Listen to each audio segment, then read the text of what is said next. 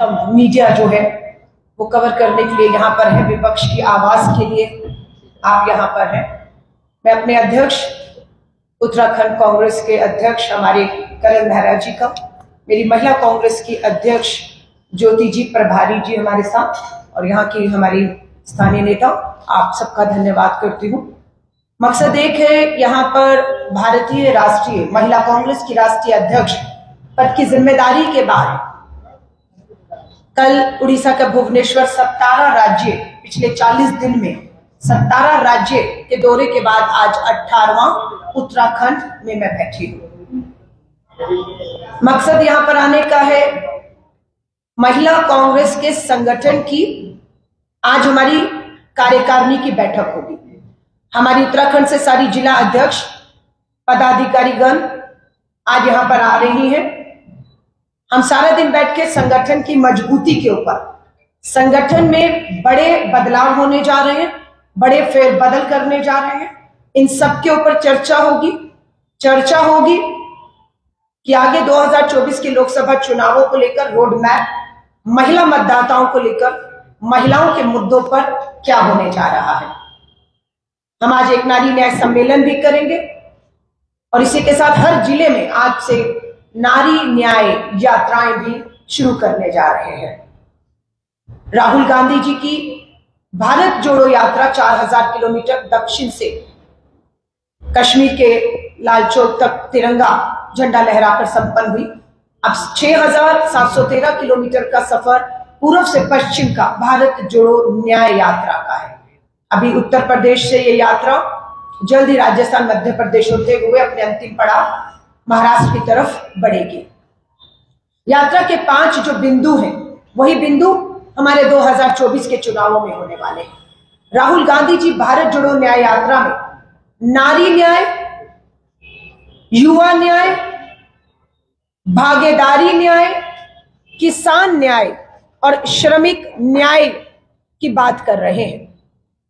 इन्हीं 5 बिंदुओं पर 2024 के चुनाव में हम जा रहे हैं। मैं बहुत संक्षिप्त में, छोटे में, किसान न्याय की बात करें तो दिल्ली की दहलीज में, जब मैं आज आपसे बात कर रही हूं, अन्नदाता एक बार फिर से दिल्ली की दहलीज पर खड़ा है। अन्याय हो रहा है उसके साथ।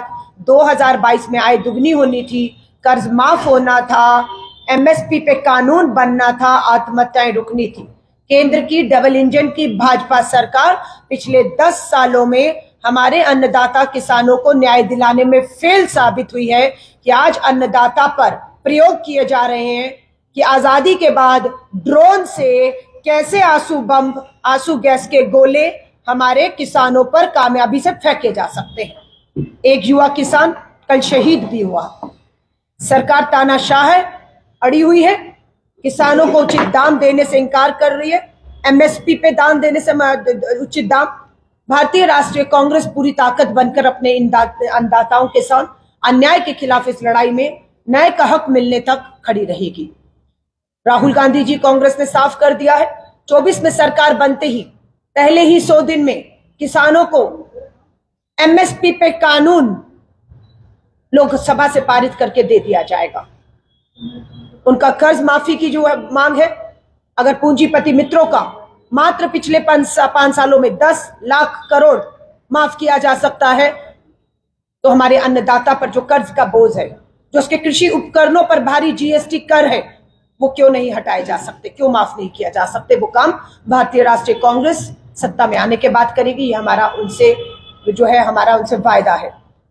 युवा न्याय के तहत बेरोजगारी का मुद्दा, अग्निपथ भर्ती जैसी ठेके की योजनाओं के मुद्दे को हम बढ़ चढ़ कर उठा रहे हैं। वायदा था इस सरकार का, हर साल 2 करोड़ नौकरी, 10 साल में 20 करोड़ युवाओं को नौकरी। सच्चाई यह है कि आज 4 करोड़ पढ़ा लिखा युवा यूनिवर्सिटी कॉलेजेस से बाहर आकर बेरोजगार रोज मांग रहा है। 4 करोड़ युवा, और 40 साल के रिकॉर्ड बेरोजगारी ने इस देश में तोड़ दिए। युवा न्याय के तहत अग्निपथ भर्ती योजना का भारतीय राष्ट्रीय कांग्रेस पहले दिन से विरोध करती आई है। हमारा वायदा है, हम सरकार में आते ही सेना की पक्की भर्ती, पुरानी भर्ती को तुरंत लागू कर देंगे और अग्निपथ भर्ती ठेके की 4 साल की नौकरी, जिसने शहीद से शहीदी का दर्जा छीन लिया है, जिसने शहीद से उसका हक सम्मान तिरंगा जो कफन में था वो छीन लिया है, उसकी जो सुविधाएं थी, जो पेंशन उसके परिवार को मिलनी थी, उसे छीन लिया है। भारतीय राष्ट्रीय कांग्रेस वचनबद्ध है सरकार बनने के पहले ही 100 दिन के अंदर युवा न्याय के तहत पक्की भर्तियां और नौकरियां, जो 60 लाख पद केंद्र और राज्य सरकारों में सरकारी पक्की नौकरियों के रिक्तियां हैं, हम उसे भरने का काम करके युवाओं को न्याय देने की बात कर रहे हैं। हम भागीदारी न्याय की बात कर रहे हैं। भागीदारी न्याय कहता है कि हम सरकार में आते ही जातीय जनगणना कराएंगे। 140 करोड़ का भारत में जिसकी जितनी आबादी है उसका उतना हक संसाधनों पर, सरकारी नौकरियों पर होना चाहिए। हम इसके लिए वचनबद्ध है कि सरकार में आती जातीय जनगणना कराकर जिसकी जितनी आबादी उसे उसका उतना हक और अधिकार, जो संविधान में भी बराबरी की बात है, उसे हम देने को लेकर वचनबद्ध है।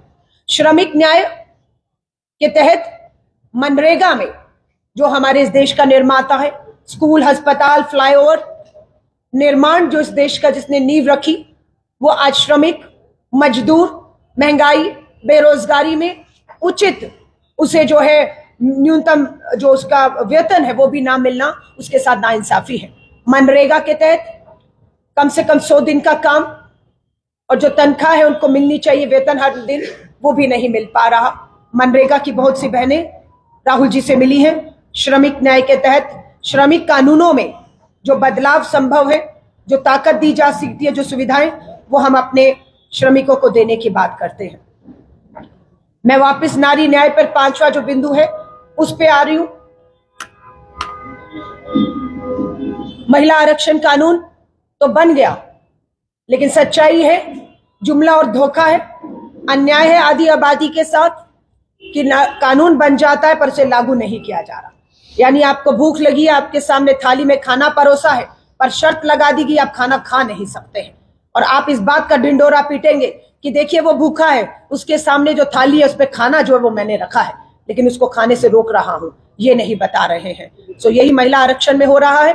33% आरक्षण लागू होता तो स्वाभाविक है 1-2 सीटों पर, यहां पर उत्तराखंड की 5 लोकसभाओं में और देश की 180 सीटों पर महिला बहनें लड़ती, जीतती और देश की लोकसभा में पहुंचकर देश की 70 करोड़ आधी आबादी बहनों के साथ साथ देश के विकास में भागीदारी रखती। लेकिन यह धोखा है।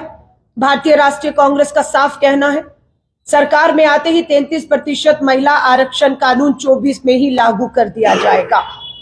महाराष्ट्र, हरियाणा, अरुणाचल प्रदेश, दिल्ली पहले वो राज्य होंगे जहां पर विधानसभाओं में महिला आरक्षण कानून के तहत चुनाव होगा और हमारी बहनें इन राज्यों से चुनाव लड़कर विधानसभाओं में पहुंचेंगी।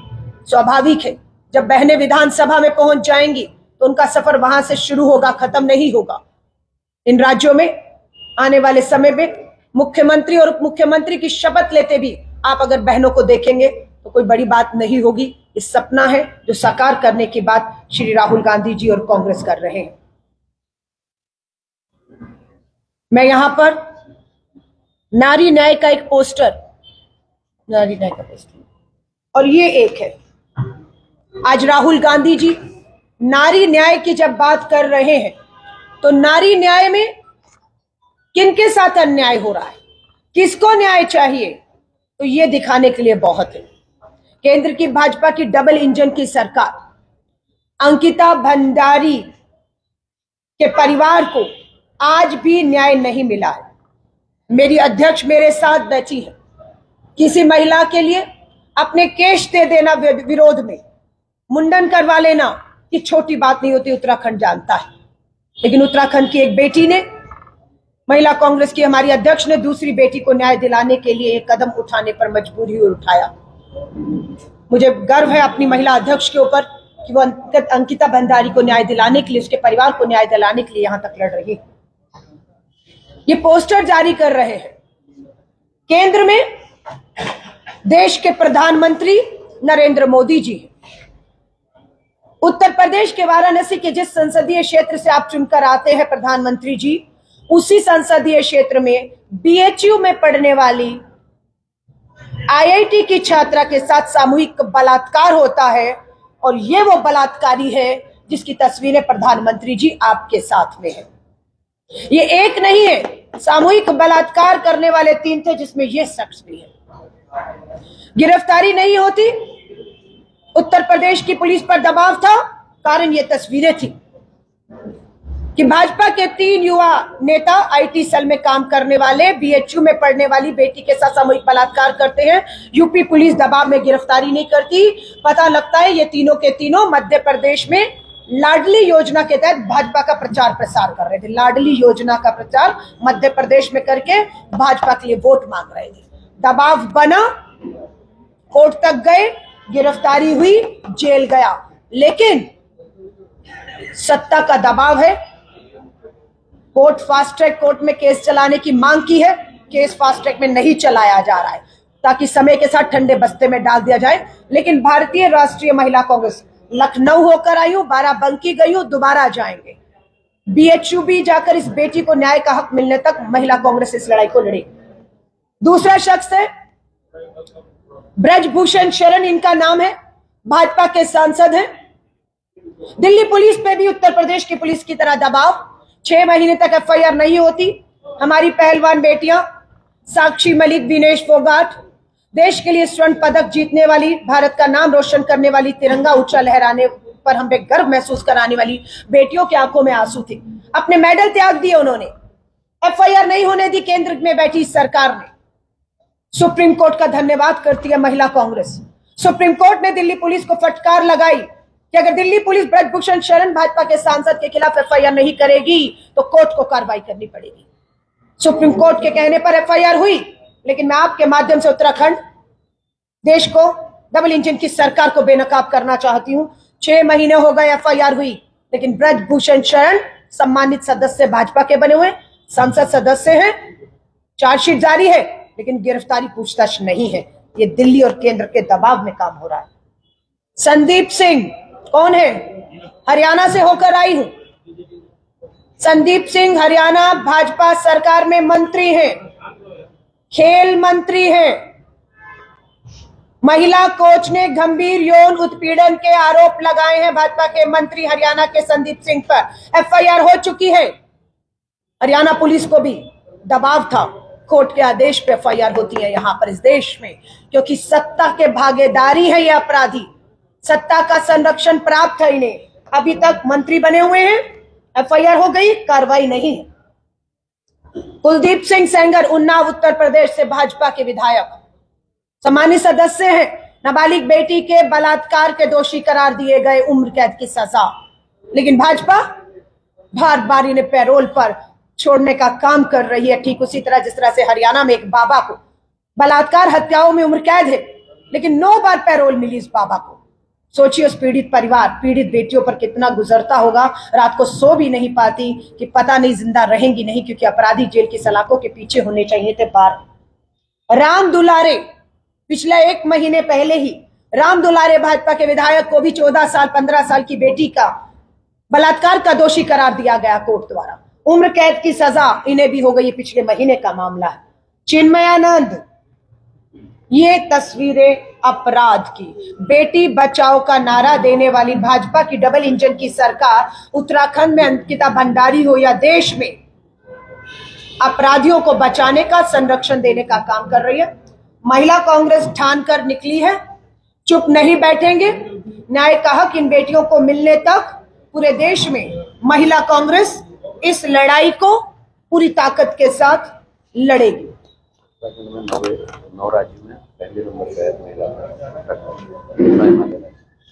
10 लाख मैं नहीं कह रही हूं, नेशनल क्राइम रिकॉर्ड ब्यूरो के गृह मंत्रालय ने आंकड़े जारी किए हैं। मात्र 2 सालों में 2019 से 21 में 10 लाख बेटियां देश से लापता हो चुकी हैं। थानों में, देश के थानों में एफआईआर लापता की मां बाप ने दर्ज करवाई है और चक्कर पे चक्कर काट रहे हैं। ये 10 लाख बेटियां कहां गई? इन्हें ढूंढ कर लाकर घर परिवार को सौंपने की जिम्मेदारी जिन सरकारों की है, वो सरकारें आंखें बंद कर चुकी हैं। एक बार फिर सुप्रीम कोर्ट का धन्यवाद करते हैं। सरकार को फटकार लगाई। महिला बाल विकास मंत्री स्मृति ईरानी को नींद से जगाया। 10 लाख बेटियां लापता हैं। गलत कामों में, वेश्यावृत्ति में, झोंक दी जा रही हैं, जो हमें खबरें हैं उनसे जो है काम जो है घरेलू जो काम है वो कराकर उनसे हिंसा का शिकार हुई कुछ बेटियां हमारे सामने भी आई हैं। अंग निकाले जा रहे हैं हमारी नाबालिग बेटियां जो लापता हैं। तो इन सब में मानव तस्करी में इन बेटियों का जो है हो रहा है। हमें लगता है अगर और समय बीतेगा तो बहुत देर हो चुकी होगी, लेकिन हम अपराध में कहें उत्तराखंड, हिमालय के जो हमारे 9 राज्य जो हिमालय की उत्तर से मैं कहूं पंजाब, जम्मू कश्मीर कहे, हमारा लद्दाख कहे, हमारा पूरा का पूरा हिमाचल का, नंबर 1 पर उत्तराखंड खड़ा हुआ है। ये उत्तराखंड की छवि पर भी हमला है कि जो देवभूमि है जहां पर देवियों को पूजा जाता है, वहां पर अगर महिलाओं के प्रति अपराध सोच नजरिया ये है और सरकार मौन है, तो आप सोच सकते हैं कि क्या असर उत्तराखंड की अपनी छवि पर भी पड़ेगा। भारतीय राष्ट्रीय महिला कांग्रेस महिलाओं के प्रति इन अपराधों को लेकर अब 1 मिनट भी चुप नहीं बैठेगी। हम इसे पूरा आंदोलन बना रहे हैं। महिलाओं का राजनीतिक सशक्तिकरण, महिलाओं का सामाजिक न्याय के तहत सामाजिक सशक्तिकरण, महिलाओं को आर्थिक न्याय आर्थिक सशक्तिकरण की तरफ, महिलाओं को कानूनी और संविधान में मिले बराबर के हक अधिकारों के लिए, इन 5 बिंदुओं पर नारी न्याय के तहत अब हम जाएंगे। नारी न्याय सम्मेलन हर जिले में होगा और नारी न्याय यात्राओं का मकसद एक है, हर पीड़ित के घर और दहलीज तक महिला कांग्रेस पहुंचेगी।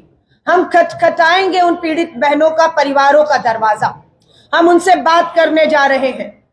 हम पूछेंगे, अगर उन्हें न्याय नहीं मिल रहा, उन्हें न्याय का हक दिलाने की जिम्मेदारी महिला कांग्रेस की है। मैं आपके माध्यम से उत्तराखंड के हर बहन, बेटी, पिता, भाई, परिवार को कहना चाहती हूं, महिला कांग्रेस आपकी लड़ाई आज से लड़ेगा। आपको कानूनी सलाह चाहिए, आपके साथ हुए अपराध में कानूनी सलाह चाहिए, हम आपको वकील मुहैया कराएंगे, हम आपको कानूनी सलाह दिलाएंगे। अगर आपको वकील चाहिए, अपने मामले को, बेटियों के प्रति अपराध के मामलों में बड़े से बड़ा अच्छा सा अच्छा वकील देने का काम महिला कांग्रेस करेगी। हमारी किसी भी पीड़ित बेटी परिवार को किसी भी तरह की कुछ आर्थिक मदद चाहिए, इलाज में बहुत सी बेटियां यौन उत्पीड़न बलात्कार के शिकार हैं, बहुत पर ऐसे अटैक हुए हैं और बहुत महिलाओं को आर्थिक मदद परिवारों को चाहिए। ये सूचनाएं हमारे पास है। डोनेट फॉर न्याय के तहत भारतीय राष्ट्रीय कांग्रेस राहुल गांधी जी ने एक अभियान छेड़ा है। एक दान देश की बेटियों के नाम, उसी को आगे बढ़ाते हुए भारतीय राष्ट्रीय महिला कांग्रेस ने शुरुआत की है। डोनेट फॉर न्याय, एक दान देश की बेटियों के नाम। हम पूरे देश में बहनों से इस दान की अपील कर रहे हैं। ये दान कतई भी राजनीतिक कार्यक्रमों के लिए, राजनीतिक में हमारे जो कार्यक्रम है, झंडा है, बैनर है, पोस्टर है, कार्यक्रमों पे खर्च नहीं किया जाएगा। एक दान देश की बेटियों के नाम पूरी तरह से हमारी देश की उन बेटियों को समर्पित रहेगा। उसका 1-1 रुपया, जो बेटियां अन्याय से लड़ रही हैं, उन्हें किसी भी तरह की आर्थिक कानूनी मदद चाहिए, ये फंड हमारी उन बेटियों को समर्पित पूरी तरह से रहेगा। आर्थिक न्याय के तहत हम हर बहन को घर बैठे काम देने की योजना पर काम कर रहे हैं। महिलाओं का आर्थिक सशक्तिकरण कैसे हो, हम इस पे काम शुरू कर रहे हैं। घर बैठे बैठे योजनाएं हैं हमारे पास। आने वाले टाइम पर हम उन योजनाओं को सामने लाएंगे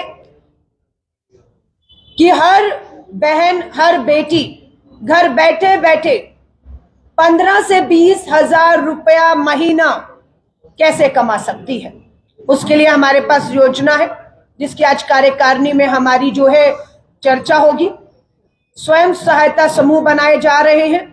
हर गांव में छोटे छोटे महिलाओं के स्वयं सहायता समूह बनाए जाएंगे।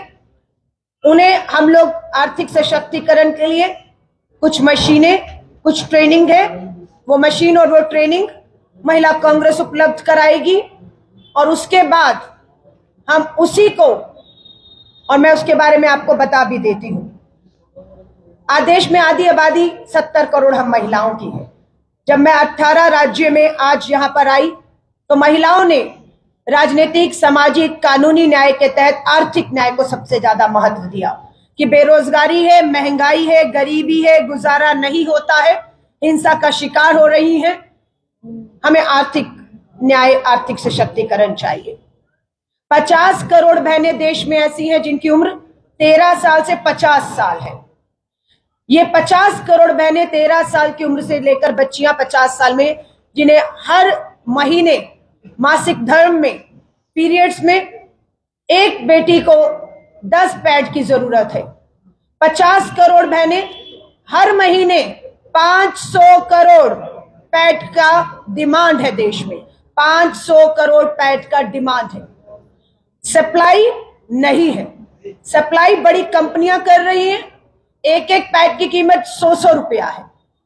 हम ये काम नारी न्याय के तहत, आर्थिक न्याय के तहत, इन्हें घर पर मशीन लगाकर, ट्रेनिंग देकर ये काम हमारी बहनों को देंगे। और ये सैनिटरी पैड हम एक दान देश की बेटियों के नाम पर जो दान आया है, उस दान से हम खरीदेंगे और अपनी बेटियों को, इन महिलाओं को जो गरीब है, गांव में बेटियों को मुफ्त में हर महीने हमारी ये स्वयं सहायता समूह की बहनें घर जाकर हर बेटी को हर महीने की पहली तारीख को 10 पैड मुफ्त में देगी, ताकि हमारी बहनों को काम मिल सके, हमारी बेटियों को मुफ्त सैनिटरी नैपकिन मिल सके, वो अनहाइजीनिक तरीकों से, गलत जो हमारे जो तरीके अपनाए जा रहे हैं उससे बीमारियां से दूर रहें। और ये आर्थिक सशक्तिकरण का एक सुझाव झारखंड से जब मैं आई और दूसरे राज्यों की बहनों ने हमें ये सुझाव दिया, ये काम और डिमांड, तो ये काम हम उत्तराखंड के हर जिले में चुनाव की आचार संहिता तारीखों का ऐलान हो जाएगा। हम चुनावों के तुरंत बाद हर जिले में स्वयं सहायता समूह बनाकर, महिला कांग्रेस के तहत राहुल गांधी जी के ये प्रयास और सोच है जो हम तक पहुंची है, इसे करने का हमें आदेश हुआ है और हम इसे तुरंत हर गांव में करने उत्तराखंड में आने वाले समय में जा रहे हैं।